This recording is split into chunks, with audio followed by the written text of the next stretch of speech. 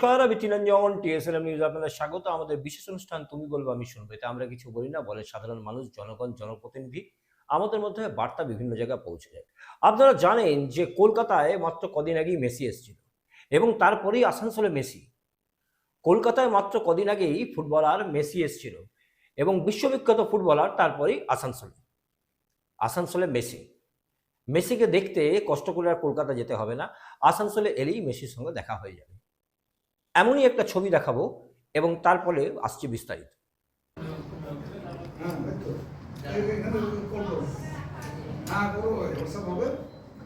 দেখুন, আসানসোলের এই জায়গায় এলে এখানে শুধু মেসি নয়, এখানে মেসিকে দেখতে পাবেন,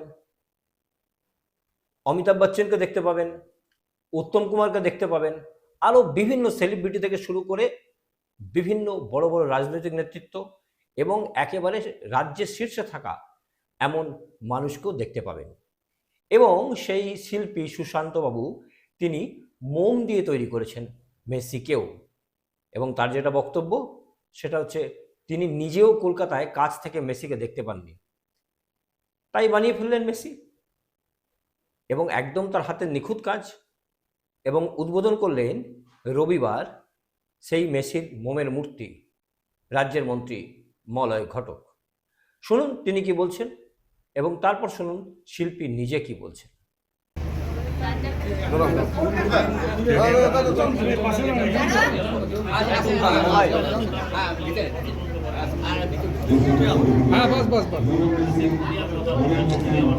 দেখুন, আসানসোলের খ্যাতনামা শিল্পী সুশান্ত রায় আজকে মেসির একটা মোমের মূর্তি এখানে উন্মোচন করালেন, আমরাই করলাম।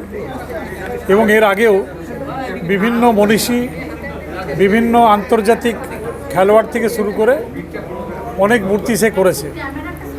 এবং এই মূর্তি দেখলেই বুঝতে পারবেন যে তার কারুকার্যটা কত সুন্দর।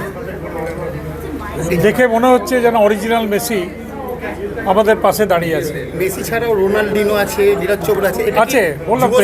খেলার দিকে এর আগে দেখুন না, আমার উল্টো দিকেই তো অমিতাভ বচ্চনের মূর্তি রয়েছে।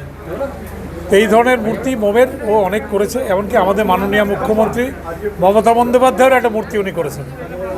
এবং যদি দোতলায় গিয়ে দেখেন, দেখবেন সুন্দর টেবিলে বসে উনি কাজ করছেন, দেখলে মনে হবে যেন সত্যি সত্যি জ্যান্ত তিনি ওখানে বসে আছেন।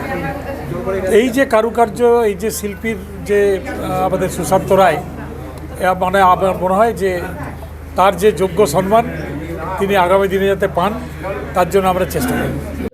দেখুন, আমি মেসি মূর্তি বানাবো অনেকদিন আগে প্ল্যান করেছিলাম যে বিশ্বকাপের সময় বানাবো। যাই হোক, মেসি মূর্তি কলকাতা একটা মিউজিয়ামে আছে, আদার্স মূর্তি বানিয়েছে। কিন্তু কলকাতায় যে মেসি এসেছিলেন, মানে তখন অনেকে মেসি মূর্তি দেখতে পায়নি, মেসিকে দেখতে পায়নি। তাই আমি তখনই চিন্তা ভাবনা করলাম যে আমি নানা রকম মূর্তি বানাই, মেসি মূর্তি বানালাম, ওই হিসাবে বানালাম। এবং আমি যে চেষ্টা করেছি ওই যে যখন এসেছিলেন মেসি, তা সেই ড্রেসে এবং সেই পরিস্থিতিতে এখন যে এইজ আছে, এখন ফিগারে আমি মূর্তিটা বানিয়েছি। এছাড়া এই মূর্তিতে আমার খাস হচ্ছে আমিও মেসিকে দেখতে পাইনি না, মানে চোখের সামনে দেখতে পাইনি।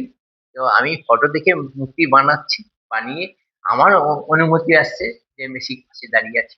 তাছাড়া সবাই দেখুক আমার সম্বন্ধে, তো আমি নানা রকম মূর্তি বানাই, সবাই দেখুক, যারা যারা দেখতে পারেনি মেসিকে, এসে আসানসোলে এসে আর এই মিউজিয়ামে এসে দেখুক। এই মূর্তি করতে প্রায় 2 মাস খানিক সময় লেগেছে। আসানসোলের এখানে এলে বহু বড় বড় সেলিব্রিটি, বহু বড় বড় মানুষের মোমের মূর্তি দেখতে পাওয়া যাবে। এবং সুশান্তবাবু যিনি তৈরি করেন, তার যে নিপুণতা, তা বাহবা না দিয়ে থাকা যায় না। এবং এরকম প্রায় দোতলা বাড়িতে তার মিউজিয়াম। মুখ্যমন্ত্রী মমতা বন্দ্যোপাধ্যায় থেকে শুরু করে, উত্তম কুমার থেকে শুরু করে, সুচিত্রা থেকে শুরু করে, মেসি থেকে শুরু করে, রোনাল্ডো থেকে শুরু করে, অমিতাভ বচ্চন, কে নেই সেখানে। এবং এক পলকে যদি চোখটা বন্ধ করে একবার খোলেন, তাহলে মনে হবে এই বিশাল সেলিব্রিটিদের মাঝে আপনি দাঁড়িয়ে আছেন।